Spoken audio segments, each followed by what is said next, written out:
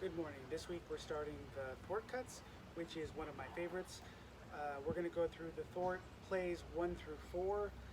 Cheney, in his translation, changes the order a little bit, and he shows the first play and then the counters.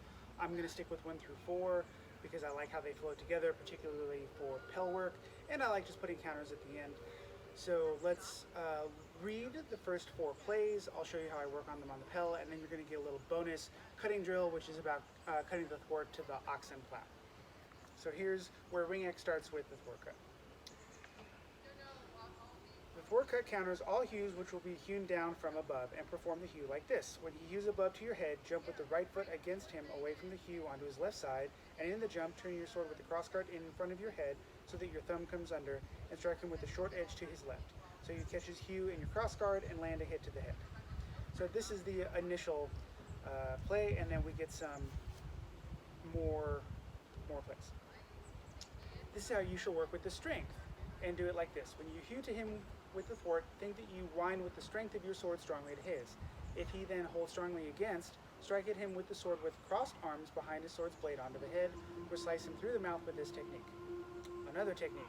When you bind onto a sword with the strength of your sword, if he then holds strongly against, shove his sword with your crossguard from you downward onto your right side, and strike quickly with the lateral around again against the right side to his head. Another.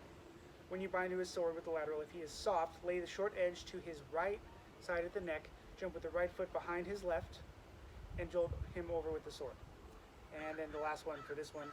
When you bind onto a sword with the lateral, that's the thwart hew. If he's then soft at the sword, press his sword down with the hew and lay the short edge behind his arms forward at the neck. So if you have not watched previous videos on the thwart, just remember that this is opposing a high cut. We're going to cut out with the back edge in a way that collects their sword and, in a perfect world, hits him at the head at the same time. So this is ideally a single time counter. At the very least, it counters the opponent's cut in a threatening way. This is also one of the breakers, so if somebody's in a high cutting guard and we want to attack them safely, coming in with this thwart cut will collect potential spazzy oh shit shots coming down, as opposed to throwing low or a thrust when somebody's in a high guard, where even if we hit them, their sword might come down and crack us on the head. So just keep that in mind, that this can be a proactive breaker against a high cutting guard, or in these cases, it's a reactive counter against a high cut. So for the first one, it's very simple. If we're facing the Pell, we're going to step off the line a little bit, headshot with the back edge in a way that will protect our head and hit the opponent. That's number one. Number two is if we have bound with heavy pressure. This is a specific version of the duplierin. This is a winding out to hit someone. So if we're here, we're going to wind our hands away from our opponent toward our right side, letting our point travel to hit them behind.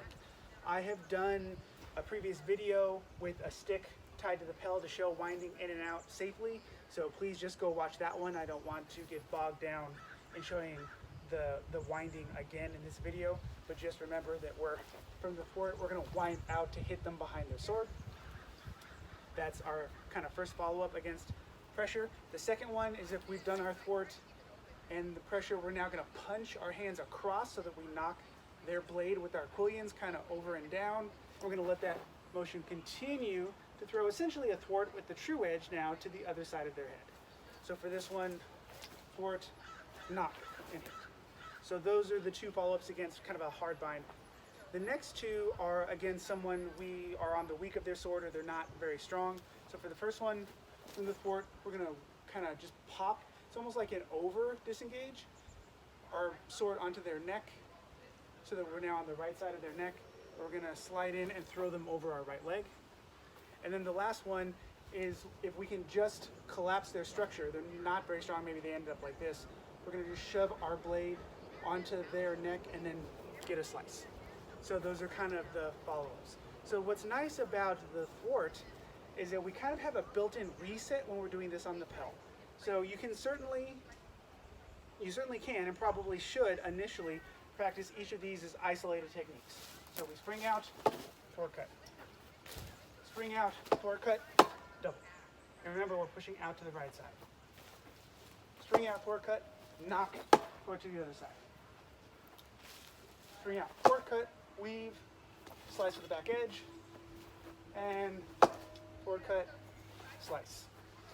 And that's how you should. The nice thing is because the thwart gives us kind of that helicopter of death where we're just turning back and forth, we can use that helicopter of death to reset inside kind of a nice flow. So we can go thwart cut, double, back to the thwart cut, knock and hit, back to the thwart cut, weave and slice, gotta wind a little bit, back to the thwart cut, and drive. So definitely practice them individually, but once you're feeling comfortable, if you want to get a little bit more of a flow going on the pel, just use another thwart cut to get back to your initial position and then do it again.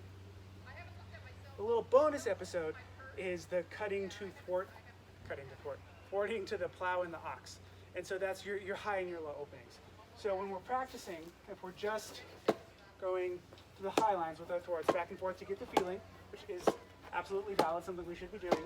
Eventually though, from this high thwart, we should be able to hit the lower target, the plow target, and then the plow target, and then back to the high. And you can start mixing it up. So once you get your helicopter of death, feeling comfortable just going back and forth to the high targets, start doing your helicopter of death to all four targets.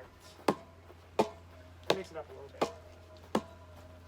So that's a nice way to practice being able to thwart to various levels. So we've got the thwart techniques 1 through 4, and then we've got kind of the thwarting to ox and plow, which gives us a nice kind of bonus cutting drill on the pel. So play with those, and we'll get into some new stuff next week.